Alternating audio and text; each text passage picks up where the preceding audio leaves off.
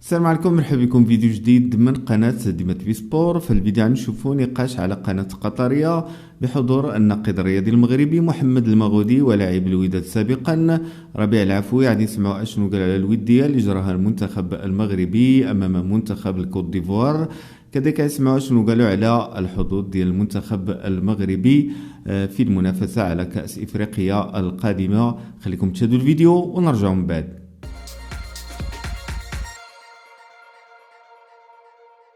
فقط استاذ محمد المغودي. استاذ محمد المغودي، لما شاهدت الحقيقه، انا اعتراضي شخصي، لما شاهدت عمليه القرعه استبشرت خيرا.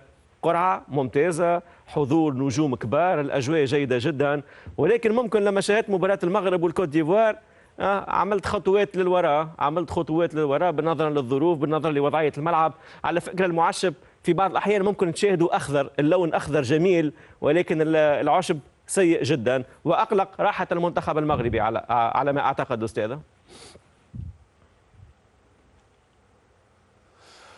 والله عزيزي، هيك في البداية أولا أحييك وأحيي ضيوفك وأحيي الأعزاء من مصر ومن تونس الشقيقة، وأحيي بشكل كبير وكبير جدا العزيز صاحب هذه التقارير بحياده بموضوعيته وبنزاهته الفكرية. وقبل الجواب على السؤال لابد أيضا بدوري كمغربي أتمنى لكل الأشقاء الفلسطينيين الحرية المطلقة وبناء دولة فلسطينية وعاصمتها القدس، وأتمنى أيضا أن ينعموا بالأمن والأمان.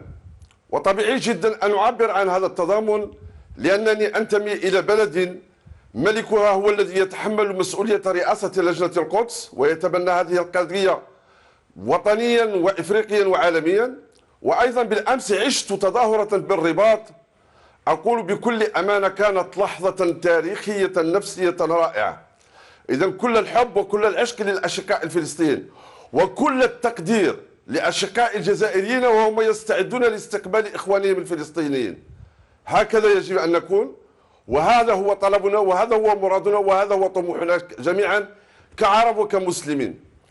أما بالعودة إلى لقاء بالأمس أو لقاء المغرب والكوت ديفوار، صدقني عزيزي هيك أنا أقول لك بأن أول مرة أحس بأن المغرب عاد من قطر، لأن منذ نهاية المونديال بقطر والمنتخب المغربي تجده في كل الاحتفالات، تجده مع السجناء، تجده مع احتفالات الفروسية إلى غير ذلك، وكأن الأمر لا تعني أن هناك مسؤولية تنتظره في المستقبل. أعتقد أن اللقاء أمام الكوت ديفوار وضع نقطة نهاية لما عشناه بقطر. أتفق وأقول بأن الاختيار كان موفقا على مستويين. كان موفقا على مستوى اختيار النخبة قوية وقوية جدا، وكان اختيار أيضا على أننا نتواجد بإفريقيا، وأتمنى كل اللقاءات أن تكون بإفريقيا. شخصيا لن أقف عند العشب ولن أقف عند الأجواء المناخية ولن أقف عند الطيران والتضاريس إلى غير ذلك، وأقول انتقلنا من قطر الشقيقة إلى إفريقيا.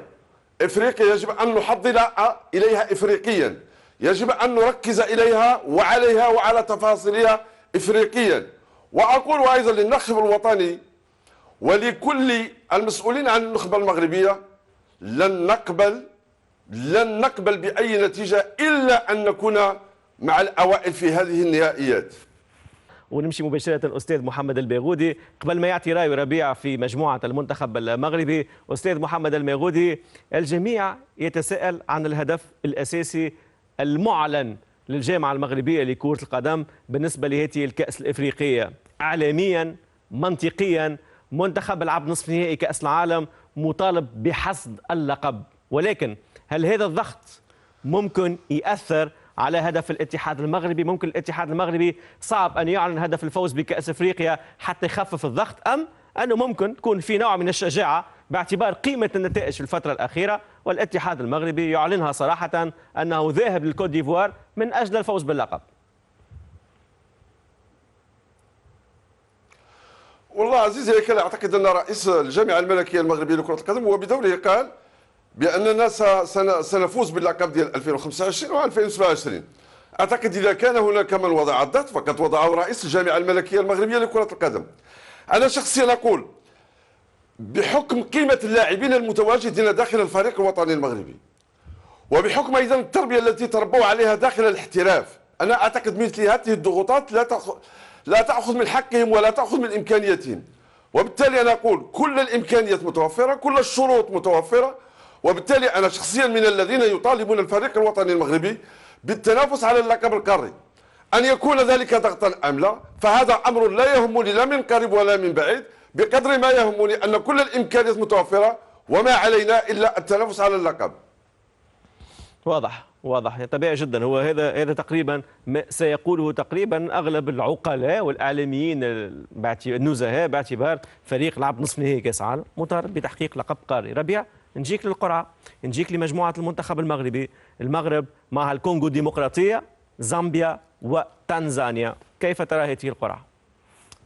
ولا أكيد يعني دائما نتكلموا على الورق الأكيد بأنه ليس فقط أن يمر المجموعة لكن يتزعمها، لكن حذاري دائما الظروف المناخية، وأنت تعرف رأيي في هذا الموضوع بالنسبة ليس فقط للمغرب ولدول شمال إفريقيا.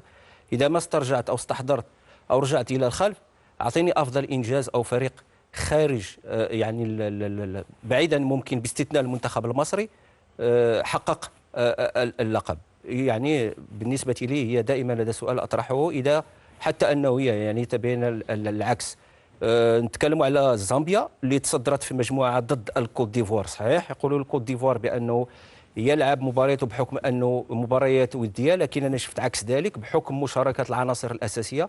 الكوت ديفوار نجح يفوز على زامبيا بالكوت ديفوار، لكن زامبيا كذلك نجح يفوز على الكوت ديفوار ب3-0 داخل ميدانه وتصدر المجموعة. ويجب التعامل مع هذا المنتخب بكل حذر. منتخب الكونغو الديمقراطية نعرفه لعبنا مباراة الخروج المغرب والمباراة الأخيرة لتأهلنا لكأس العالم، لاحظنا المعاناة التي عانيناها بالكوت ديفوار، نجحنا نفوز عليه داخل الميدان. وبالتالي الأكيد بأنه إذا ما احتسبنا كذلك الظروف المناخية ستكون مباراة ليست بالمباراة السهلة، إضافة إلى الفريق التنزاني ممكن اللي هو أضعف حلقة. لكن أقول نتكلم على الورق، لكن داخل أرضية الملعب نستحضر فقط يعني كأس إفريقيا الماضية أعتقد بأنه فزنا على المنتخب الغاني، المنتخب كذلك الجزر القمر بصعوبة، وتعادلنا في الدقائق الأخيرة بضربة خطأ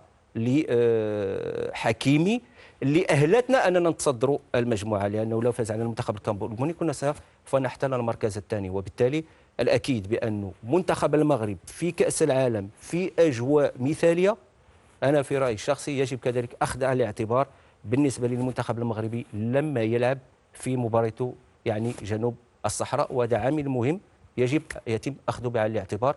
والتصريح الأخير لوليد الركراكي وكذلك لاعب يعني حتى اسمه يعني بالنسبة لي لم أستحضره، قال بأنه الحرارة والرطوبة أعتقد بأنه كان شيء صعب أننا نتأقلم معه، وأنه عقد من مأمورياتنا على مستوى الأداء البدني. أمين حارث يعني حتى هو تكلم على عامل الحرارة وعامل الرطوبة. لهذا أقول بأن تأهلنا يعني بنسبة كبيرة، الوصول للأدوار المتقدمة أكيد بأنه سوف ننتظر كذلك أخذ بعين الاعتبار الخصوم التي سنواجهها.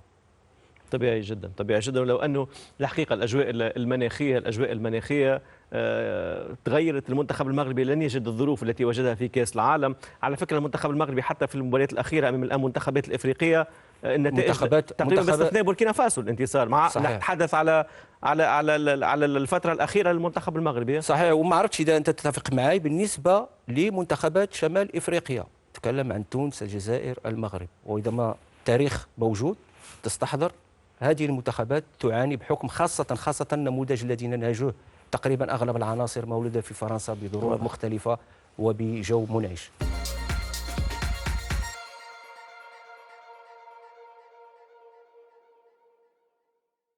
أصدقائي، كما شاهدتوا في الفيديو نقاش على قناة قطرية بحضور الناقد الرياضي المغربي محمد المغودي وربيع العفوي لاعب الوداد سابقا، ومدرب الحراس الجزائري حكيم السباع، وكذلك مقدم البرنامج التونسي هيكل الشعري. سمعنا شنو قالوا على المنتخب المغربي والمواجهة الودية اللي جراها بدولة الكوت ديفوار أمام منتخب الفيلة. سمعنا شنو قالوا على اداء المنتخب المغربي في هذه المباراه واداء اللاعبين اللي ما كانش في المستوى. محمد المغودي كأكد على ضروره الظهور بوجه مشرف في كأس افريقيا القادمه، ولما لا الفوز بهذا اللقب، لان من غير المقبول ان المنتخب المغربي بعد ادائه المبهر في كأس العالم بمونديال قطر ووصوله الى نصف نهائي كأس العالم كأول منتخب عربي وافريقي كيحقق الانجاز انه ما يفوزش بكأس افريقيا نظرا للامكانيات اللي كيتوفر عليها المنتخب المغربي، وكذلك العمل الجبار اللي كتقوم به الجامعه الملكيه المغربيه لكره القدم في توفير كل ما يلزم لنجاح الرياضه في المغرب وعلى الخصوص كره القدم. كذلك سمعنا في هذا الفيديو اشنو قالوا على حظوظ المغرب في المنافسه على كأس افريقيا القادمه والمجموعه اللي طاح فيها المنتخب المغربي. أصدقائي، إلى هنا ينتهي هذا الفيديو. كنتمنى أنكم تدعمونا بالضغط على زر لايك والاشتراك في القناة وتفعيل الجرس لتتوصلوا بالجديد دائما، وشكرا لكم.